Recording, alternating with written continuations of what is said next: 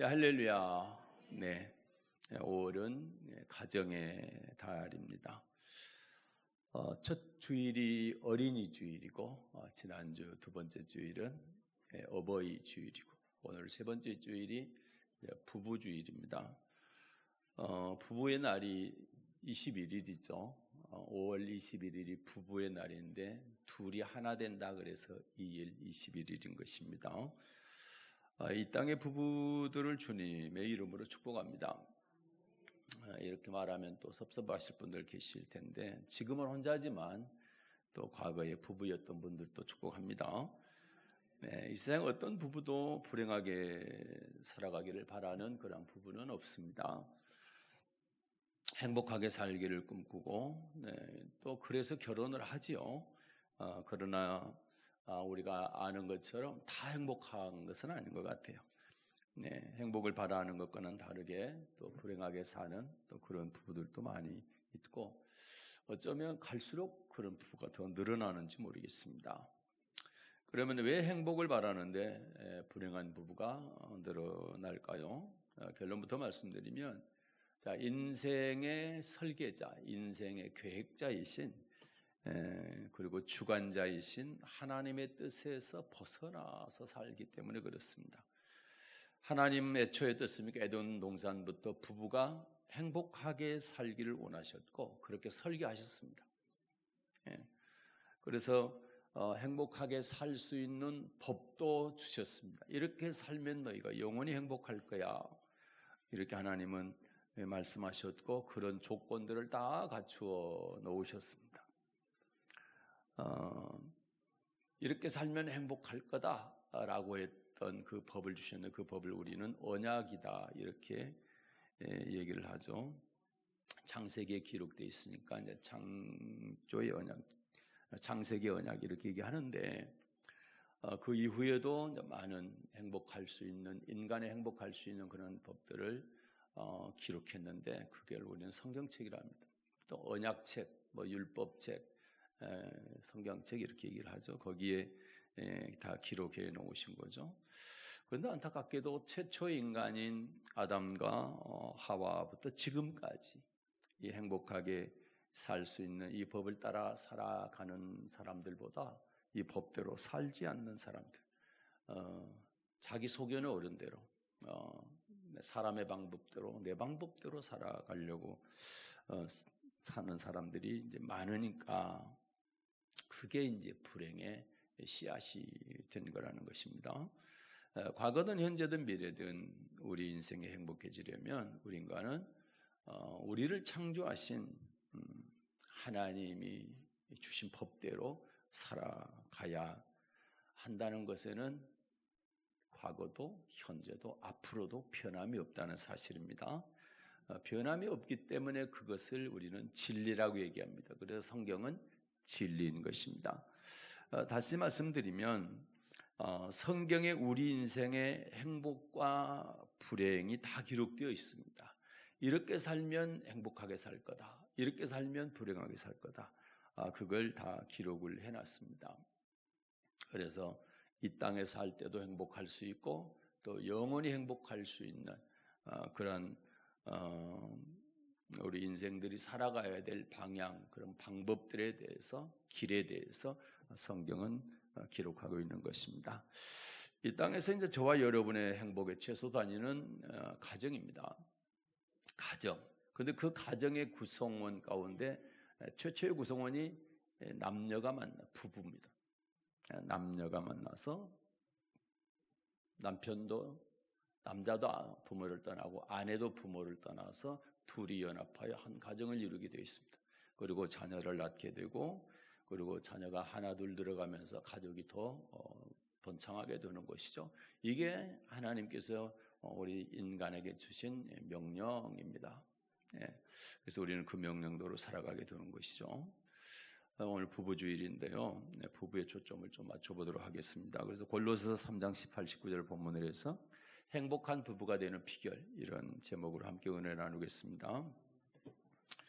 사랑으로 만난 남녀는 어떻습니까? 행복한 가정을 꿈꾸면서 결혼을 하게 되죠. 제가 결혼 주례를 할 때 뭐 이 중에도 있는지는 모르겠지만 신랑 신부에게 이렇게 물은 적이 있습니다. 두 사람은 왜 결혼하세요? 그러면 대부분 사랑하기 때문에 결혼합니다. 이렇게 하기죠. 그러면 제가 그러죠. 사랑하기 때문에 결혼한다면 결혼하지 마세요. 그러면 이게 놀랄 일입니다. 예. 지금 사랑해서 결혼했는데 하는데 주례 목사님이 그럴 것 같으면 결혼하지 마라. 그러니까 또 하객들도 놀래가지고 도대체 저 양반이 지금 무슨 소리 하는 거야? 이럴 겁니다. 그런데 여러분, 왜 그런 거 아니? 사랑하기 때문에 결혼을 하게 되면, 사랑을 안 하게 되면 헤어진다는 얘기잖아요. 예? 그래서 어떻습니까? 우리는 사랑하기 때문에가 아니라 사랑하기 위하여 하는 겁니다, 결혼은. 그러면 평생 사랑해야 되는 거예요. 그러면 헤어질 겨를이 없어. 맞습니까? 그래서 사랑하기 때문에 결혼하지 말고 사랑하기 위해서 결혼하라. 앞으로 결혼할 사람 따라해요. 사랑하기 위해서 결혼하겠습니다. 결혼하신 분은 따라하지 말아요. 아직 결혼 안 하신 분, 저기 두 꼬마애도 따라해야 돼. 앞으로 해야 되니까. 넌 안 갈 거야? 다시 한번, 사랑하기 위해서 결혼하겠습니다. 그러면 이제 이미 결혼하신 분들은 어떻게 해야 돼? 따라하세요. 사랑하며 살겠습니다. 한 번 더, 사랑하기 위해서 살겠습니다. 네, 오늘 지키세요. 하나님 앞에 맹세했습니다. 네, 잘 지키세요. 여러분, 제가 몇 년 전에 우리 큰누님 딸 결혼식은 나로서는 선녀죠. 선녀 결혼식이 있어서 참석을 했습니다. 근데 목사님이 시아버지가 목사님이에요. 그러니까 아버지가 아들과 며느리 이제 주례를 보는 거죠. 그런데 이제 주례사가 어떻습니까? 아들과 며느리니까 가장 축복의 말을 해야 되지 않겠습니까? 그래서 무슨 주례사를 했을 것 같아요? 몇 년이 지났는데 지금 안 잊어버리고 있는 거 보니까 다른 분들이 주례하는 그 주례사하고 달랐던 것 같아. 그죠? 좀 눈치챘습니까? 무슨 주례사를 했냐면, 너희들은 절대 이혼하면 안 돼. 그래가지고 둘이한테 다짐을 받는 거예요. 이혼 안 하겠다고 다짐해라. 그래서 대답을 받아내. 이 얘기가 무슨 얘기입니까? 너무 쉽게 헤어진다는 거예요. 아무리 목사님이 주례했더라도 축복을 설교하고 너희들이 이렇게 잘 살아야 돼, 행복하게 살아야 돼, 하나님 말씀을 가지고 설교했다 할지라도 헤어지면 무슨 의미가 있다는 거지. 물론 이제 다음 또 재혼을 잘해서 또 행복하게 살 기회가 있겠지만, 처음에 결혼할 때 이혼을 전제로 결혼한 사람 없잖아요. 그렇지 않습니까? 그러니까 이 세대가 지금 많이 이혼에 대해서, 헤어짐에 대해서 너무 쉽게 생각하니까 목사님이 거기에 대해서 상당히 위기를 느낀 것 같아요. 자기 아들과 며느리만큼은 정말 헤어지지 않고 끝까지 잘 살았으면 좋겠다. 이런 의미로 아마 주례사에서 너희들은 절대 이혼하면 안 돼, 아주 다짐을 받는 것을 보면서 그런 시대구나, 그런 생각을 했습니다. 우리는 사람들이 그렇죠. 결혼을 갖다가 평생 함께 할 것을 다짐하는 언약이다. 그래서 100년 가약 이렇게 단어를 쓰는데, 이제 그런 단어가 많이 희석된 것 같아요. 퇴색이 된 것 같아요. 최근 한국에 이제 커뮤니티를 중심으로 해서 한국의 이혼율이 경제협력기구 OECD 중에서 상위권이고 아시아 국가 중에서 1위다, 이런 얘기들이 있는데, 그러면서 우리 TV 연애 프로그램 같은 데 보면 돌싱에 대한, 이제 이혼해서 혼자 사는 사람들에 대한 어떤 그런 프로그램들이 인기를 얻고 있잖아요. 이런 것들이 자꾸 늘어나게 되면 어떻습니까? 이혼에 대해서 전에는 상당히 좀 낯설었는데 지금은 익숙해졌다는 얘기가 되거든요. 쉽게 받아들일 수가 있다. 그래서 그렇게 나는 좋은 현상이라고 보지 않습니다. 그래서 이 방송도 말이죠. 결혼해가지고 남녀가 정말 사랑하면서 행복하게 잘 사는 모습을 자꾸 방영을 해줘야 결혼하고 싶은 생각도 있고, 아이들 키우면서 너무 행복하고 아이들이 자라는 것을 보면서 너무 뿌듯하고 보람 있고 행복한 이런 모습을 자꾸 방영을 해줘야 되는데 그렇지 않은 것 같아서 좀 아쉬움이 많이 있죠. 2022년 기준으로 보면 OECD 평균 이혼율은 인구 1000명당 1.8명이라고 그럽니다.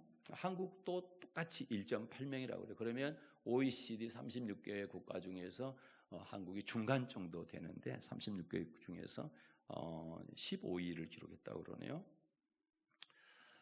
그런데 아시아로 이렇게 좁혀보니까 꽤 높은 편이에요. 아시아에서 국가 중에서 한국의 이혼율이 두 번째입니다. 제일 높은 데가 터키고 우리가 두 번째고 세 번째가 이스라엘이고 네 번째가 일본. 일본이 의외로 우리보다 이혼율이 더 낮아요. 그런데 과거에 한국이 한참 이혼 많이 할 때 우리나라가 이혼율이 제일 높은 적도 있다고 합니다. 아시아권에서는요. 그러나 최근에 이렇게 이혼율이 감소하고 있다고 그러니까 너무 반가운 소식입니다.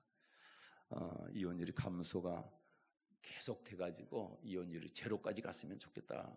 그런 또 바람을 또 말씀드리고 싶고요. 세계적으로 전체를 봤을 때 우리나라 이혼율이 보니까 중상위권 정도. 이혼율을 발표하는 나라가 76개국인데 그 중에서 우리나라가 25위라고 합니다. 그러니까 중상위 정도 되네요. 여러분 어떻습니까? 이 세상에서는요. 공짜가 딱 하나 있고 나머지는 공짜가 없어요. 딱 하나는 뭐냐면 우리가 예수만 믿으면 구원받을 수 있다는 거. 그것만 딱 하나 공짜입니다. 그거는 선물이에요. 선물. 성경에 되어 있죠. 선물이라고. 그러나 나머지 모든 것은 다 심은 대로 거둡니다. 심은 대로 또는 행한 대로 보상을 받습니다. 내가 심지 않고 행하지 아니하고는 내게 주어지는 것이 없다라는 것이죠. 반드시 심은 대로 행한 대로 그렇게 거두게 되고 보상받게 되는 것이, 이것이 하나님께서 말씀하신 진리이기도 합니다. 그러면 어떻습니까? 우리가 저도 마찬가지고 여러분도 마찬가지고 행복한 가정을 원한다고 한다면 반드시 심어야 될 게 있는 거죠. 왜 왔다 가시지? 서달용 집사님 왔다 가신 분이 계셔서 아니요, 다시 들어오시냐? 네, 문을 다 열어놔가지고 다 보이네. 예. 네. 자, 반드시 심은 대로 거두게 되는데 가정의 행복도 마찬가지로 행복할 수 있는 것들을 내가 심어야 된다라는 거죠. 네, 그래서 어느 정도 수고하고 희생을 심게 될 때에 행복도 우리에게 주어지는 것이다. 거저는 아니라는 얘기입니다. 왜 그럴까요? 사탄이라고 하는 존재가 하나님의 자녀들이 행복한 꼴을 못 보는 거예요. 네. 그 자녀들이 행복한 꼴을 못 봐.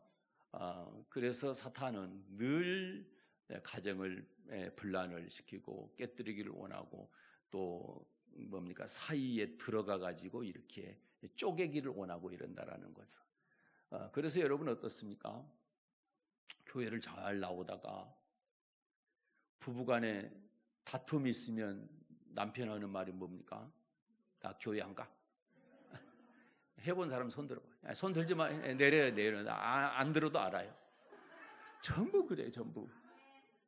그거는 뭡니까? 하나님이 싸우게 했다면, 부부 싸움 하겠다면 교회 오게 하죠. 그런데 사탄이 싸우게 했으니까 오는 것이 아니라 못 오게 하는 거예요. 교회를. 그래 안 그래요? 한 번도 안 싸워본 것 같으네. 근데 그게 사실이에요. 그래서 여러분 어떻습니까? 우리는 내가 우리 가정이 내 가정이 또는 부부가 행복하기를 원한다. 그러면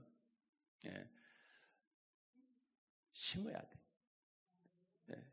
수고도 심어야 되고 희생도 심어야 돼. 거저는 아니야. 가만히 거저 있으면 틀림없이 그 사이에 누가 들어와요? 사탄이가 들어온다. 그러니까 우리는 수고해야 돼.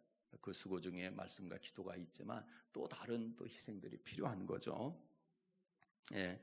그래서 남편이 세워지고 아내가 힘있게 되는 그전 가정을 이루기 위해서 우리는 어떻게 해야 되냐라고 할 때 이제 결론부터 말씀드리면 남편은 남편의 도리를, 아내는 아내의 도리를 하나님 말씀 안에서 행하게 될 때 가장 행복한 가정이 될 줄로 믿습니다.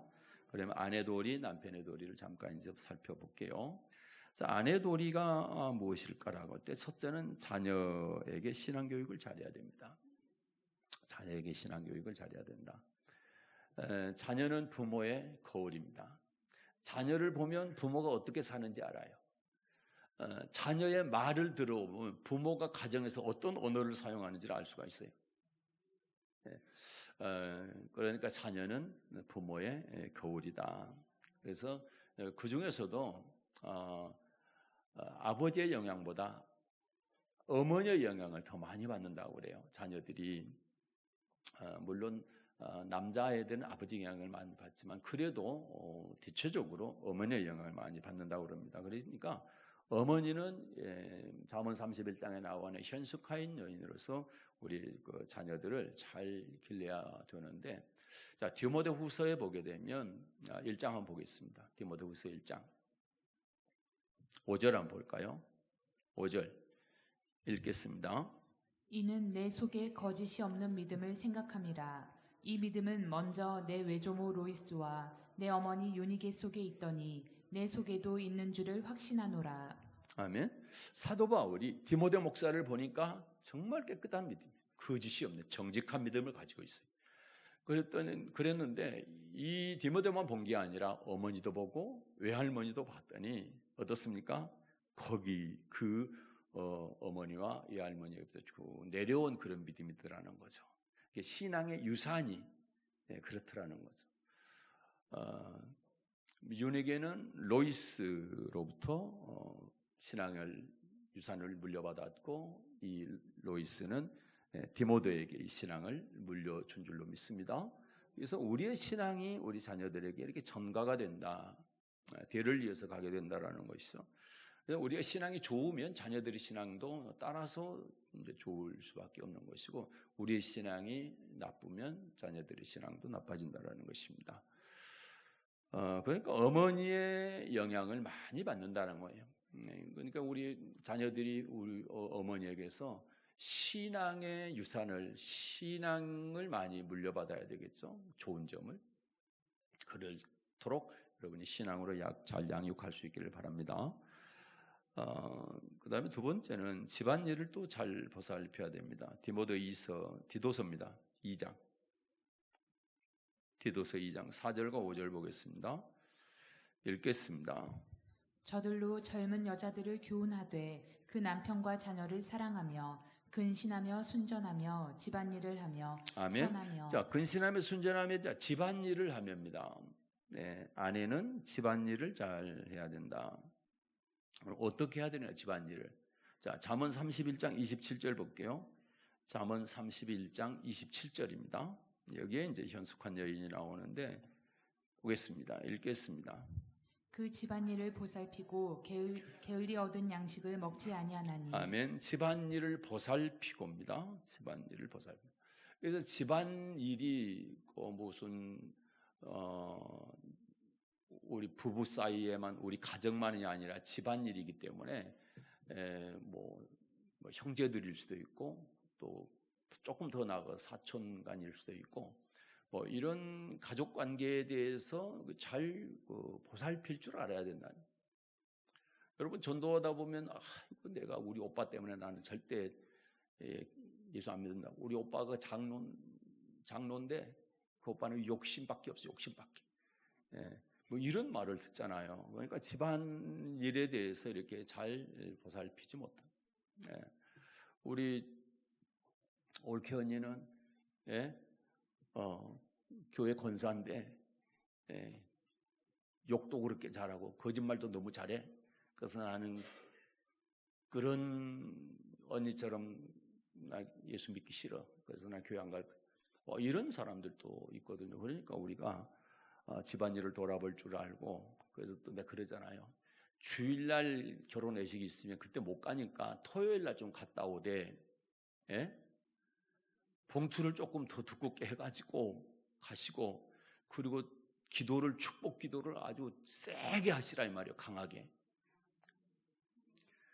모르고 쓰면 내가 잘 못하겠다 그러면 써가지고 가요. 그리고 눈 감으라고 그러시고 막 읽는 거야. 그거를 크게.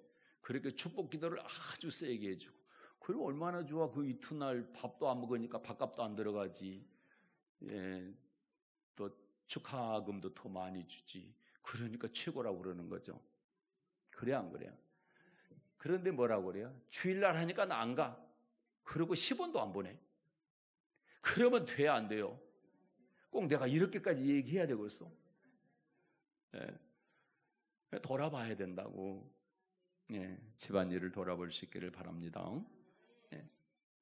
그렇게 할 때, 아내가 그렇게 잘하게 될 때 남편이 세워져요.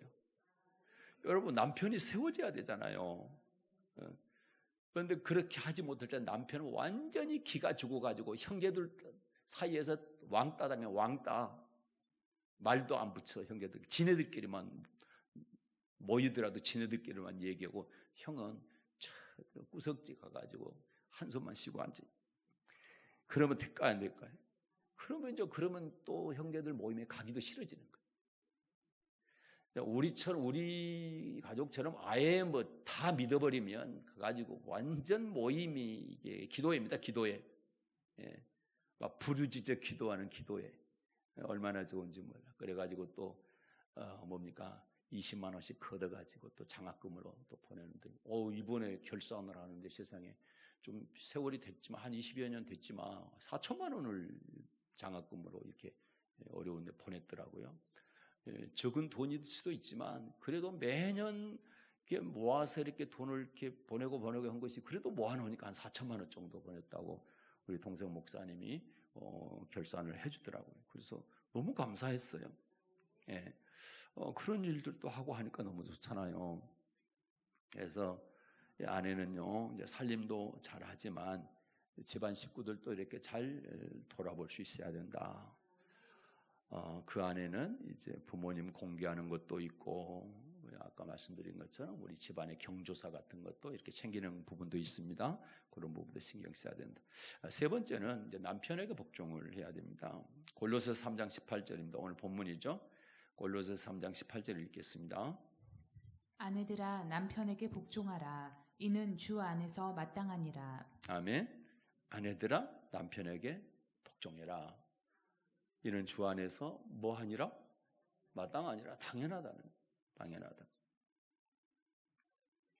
이것이 하나님께서 우리에게 질서로 세워놓는 겁니다.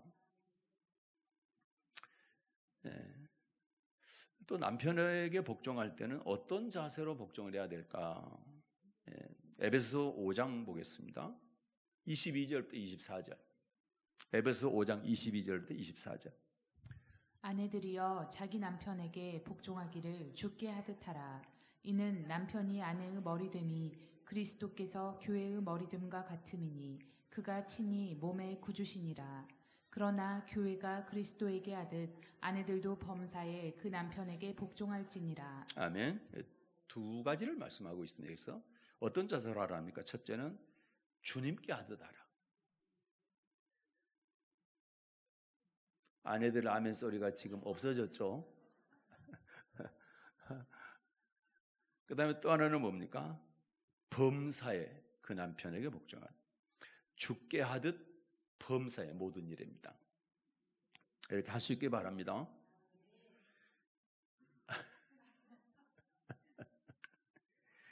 그러면 속으로 그러죠.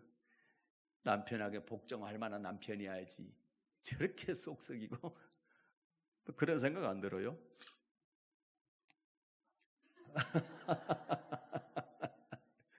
또 왼수 같은. 네. 그런데 자세만큼은 항상 복종하는 자세를 가지라. 그래서 아까 골로새 3장 18절 아내들아 남편에게 복종하라. 이는 주 안에서 마땅하니라. 주 안에서입니다. 그런데 예수 믿지 마, 교회 가지 마. 이거 복종하면 안 되는 거죠. 왜? 나 지옥 가잖아. 그러니까 주 안에서입니다. 그런다 할지라도 자세만큼은 복종하는 자세를 가지라. 이 말이거든요. 그래서 남편이 내게 옳지 않는 어떤 일을 이렇게 행할지라도 말을 할지라도 그 남편의 권위만큼은 인정해 주라는 겁니다. 무시하지 말고 남편은 남편이요. 하나님께서 죽게 하듯 하라고 하는 남편은 하나님께 권위를 세웠기 때문에 그 권위만큼은 반드시 인정하시라. 그래서 하나님 말씀과 정면으로 이제 충돌할 때는 어때요? 그것은 불순종해야 되죠. 왜? 하나님의 말씀이 하나님이 높기 때문에 우리는 영생과 관계 있기 때문에 그거는 불순종해야 됩니다. 그렇지만 그 태도만큼은 복종하는 태도를 가지라. 이 얘기할 때 항상 그 얘기잖아요. 다니엘의 세 친구 얘기하잖아요. 다니엘의 세 친구. 자, 신상에 절을 하지 않아요. 뭐 풀뿌리 집어넣겠다. 느부갓네살이 그렇게 얘기하는죠. 그렇죠? 그럼에도 불구하고 그 앞에 왕에 대해서 깍듯이 얘기를 합니다. 내가 절은 하지 못한다. 우리가 절은 하지 못합니다. 그러나 왕에 대해서 깎아내리거나 거부를 하거나 그러지 않았어요. 자기들이 죽을 줄 알면서도 하나님의 말씀에 순종을 하지만 왕에 대해서는 깍듯한 자세로 대했다 이 말입니다. 우리도 남편에게도 그렇게 해야 된다. 남편에게 복종했던 대표적인 성경의 인물이 사라라고 하는, 사라가 누구예요? 아브라함의 아내입니다. 베드로전서 3장 6절 한번 볼게요. 베드로전서 3장 6절.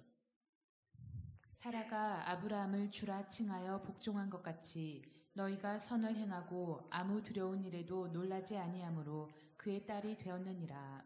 아멘. 사라가 아브라함을 주라 칭하여 복종하지, 주라고, 주인이라고 칭하고 복종했다라는 것이죠. 그래서 열국의 어미가 된 거고요. 그러면 왜 아내가 남편에게 복종해야 되느냐? 그 이유가 있을 거 아니에요. 중요한 이유 중에 하나가 바로 이겁니다. 디도서입니다. 2장 5절. 자, 디도서 2장 5절입니다.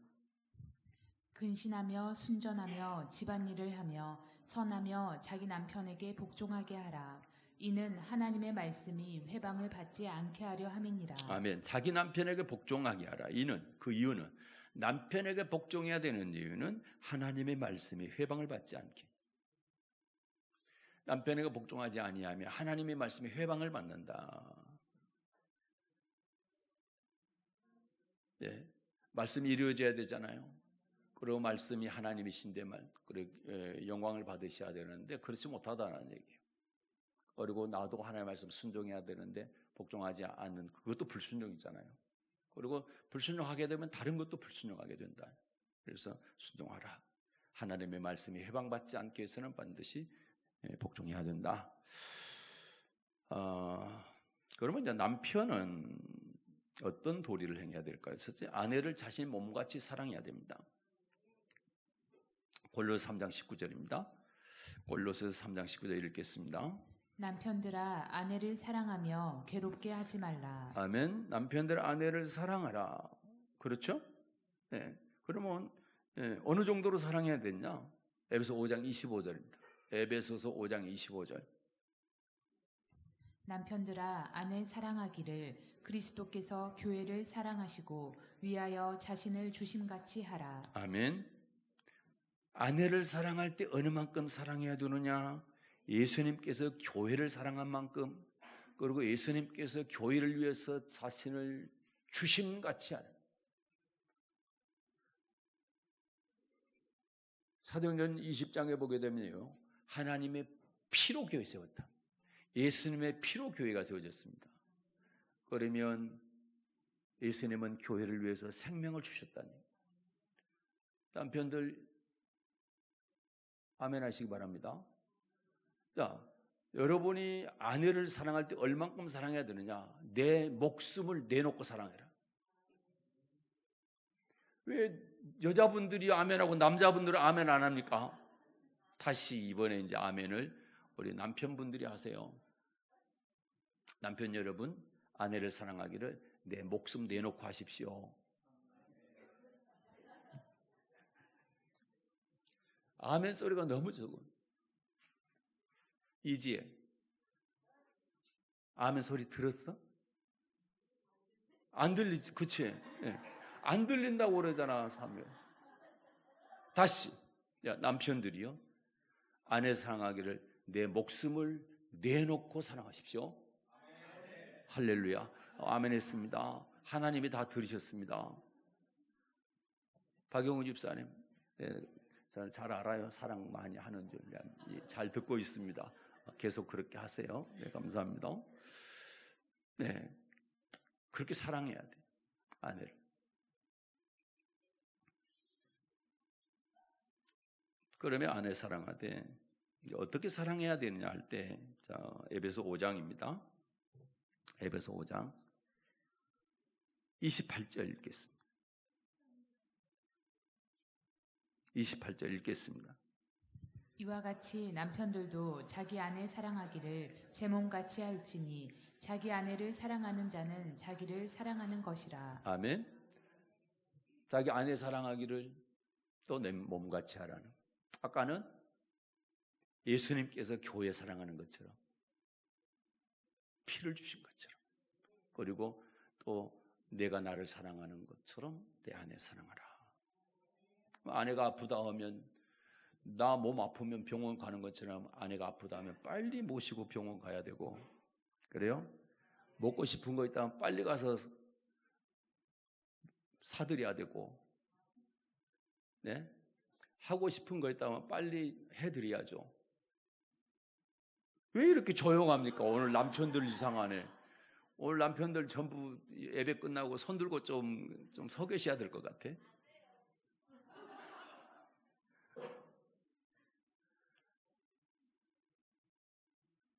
우리 서은이한테 물어봤어. 너희들 잘못하면 선생님이 어떻게 벌 주니? 그랬더니 앞에 나와가지고 묵상하라 한대요. 눈 감고.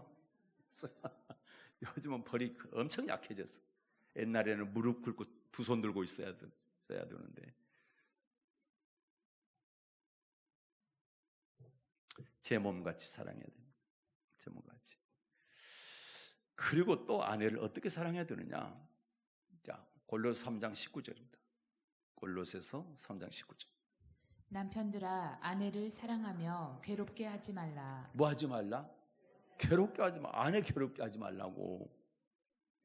네? 사랑한다고 말은 하면서 괴롭게 하면 안 된다 이 말입니다. 그건 잘못된 남편이에요. 괴롭게 하는 것은 사랑하지 않기 때문에 괴롭게 하는 것이다.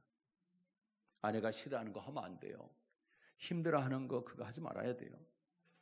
바람 피우는 거 하면 안 돼요. 그래서 네? 때리는 거 하면 안 되고 욕하는 거 하면 안 돼요. 맞습니까? 아내가 싫어하는데 뭐 도박하고 뭐 맨날 술만 마시고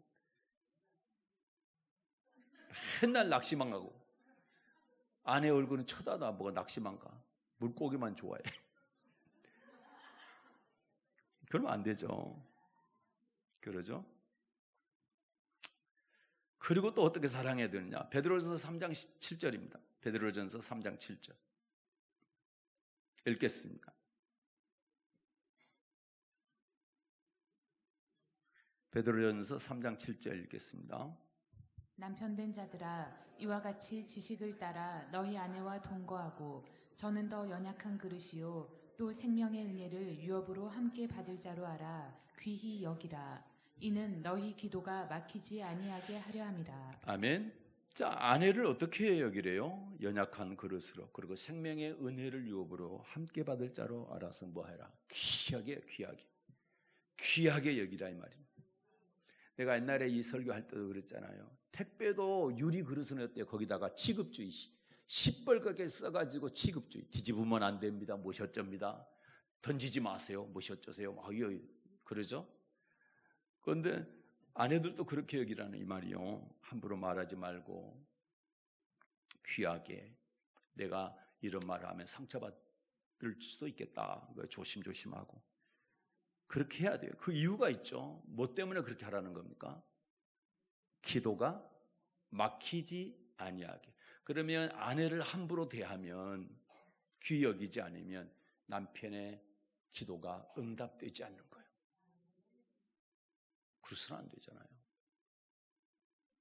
예. 남편들이시여 아내를 귀하게 여기십시오. 아이고, 살아계실 때 그렇게 할 건데 돌아가셨는데 누구한테 해야 돼?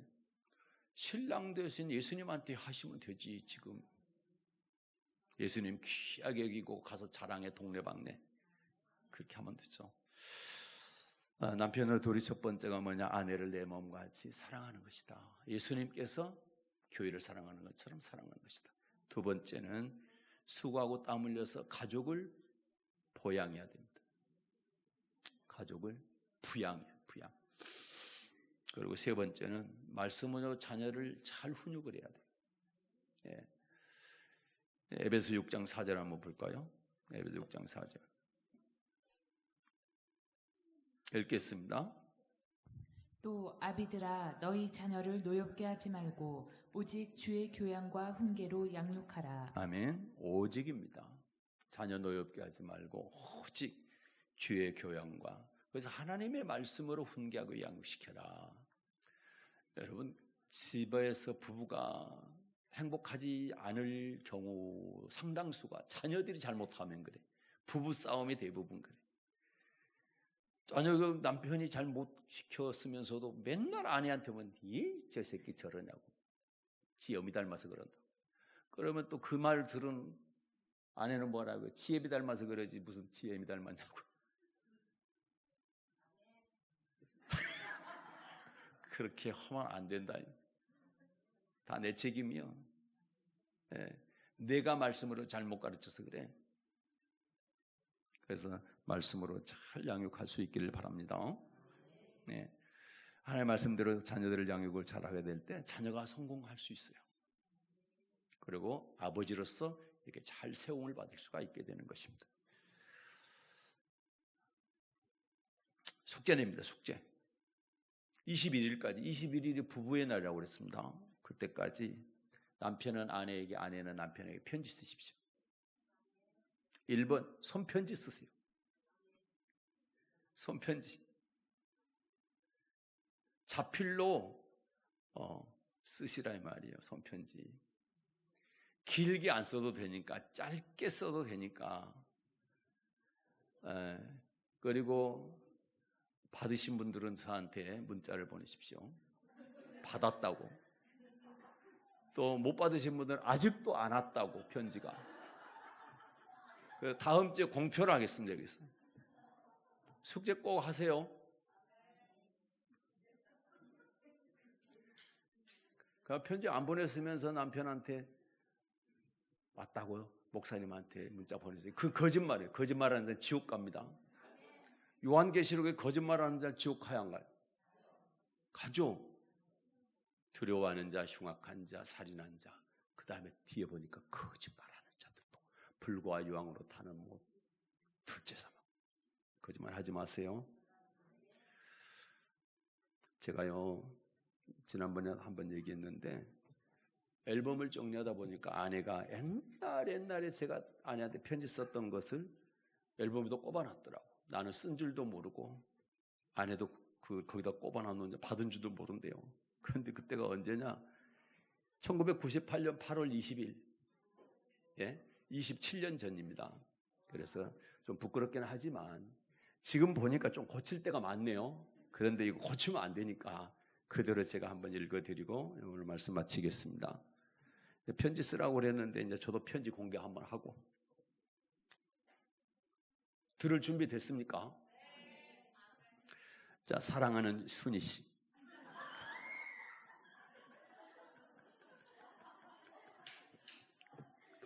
너무나 오랜만에 당신에게 편지를 씁니다.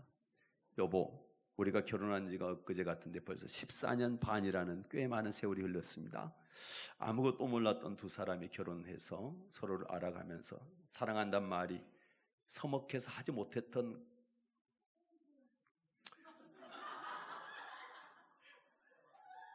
이제는 하루에 한 번 여보 사랑해 라고 고백하지 않으면 서먹서먹하게 됐으니 우리들의 사랑은 갈수록 아름답게 익어가는 석류와 같다고 할까요? 내가 생각해도 이런 표현은 괜찮네. 나는 이 순간들이 얼마나 귀하고 행복한지 알 수 없습니다.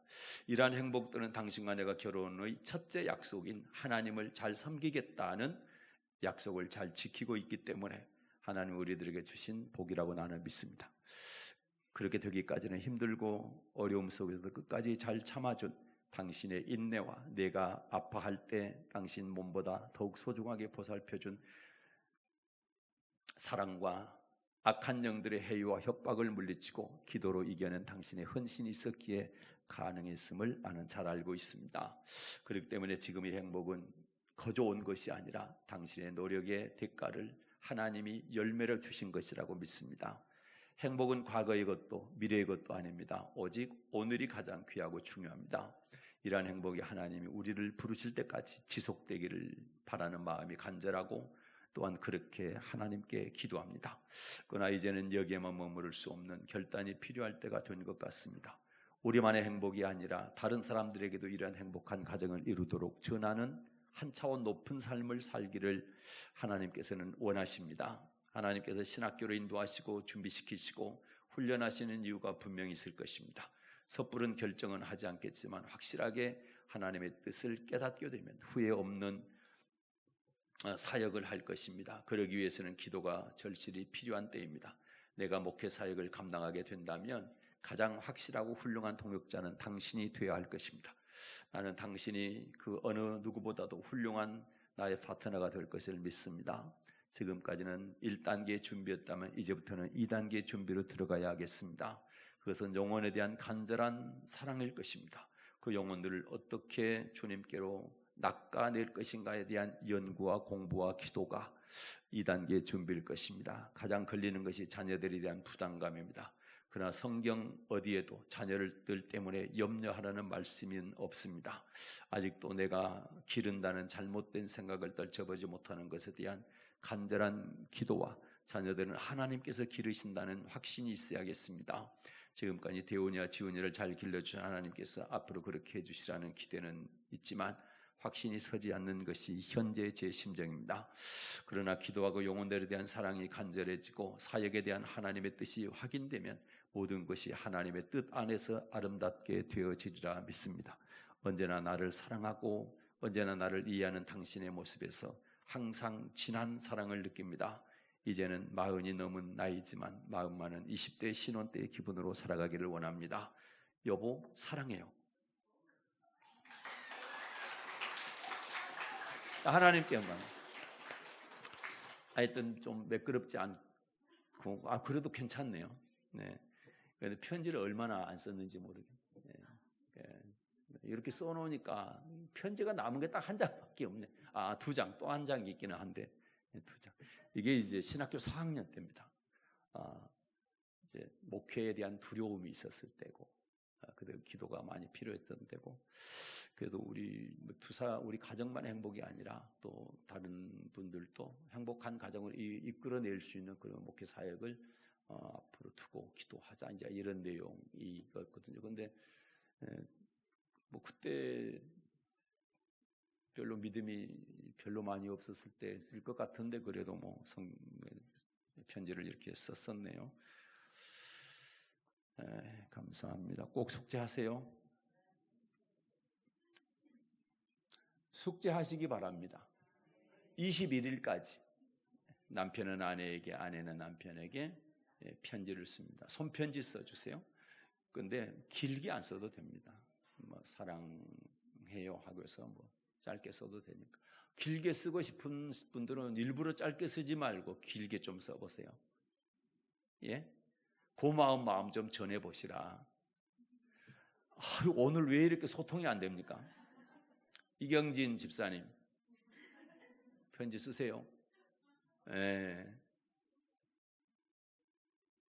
이지혜 신랑한테 편지 써?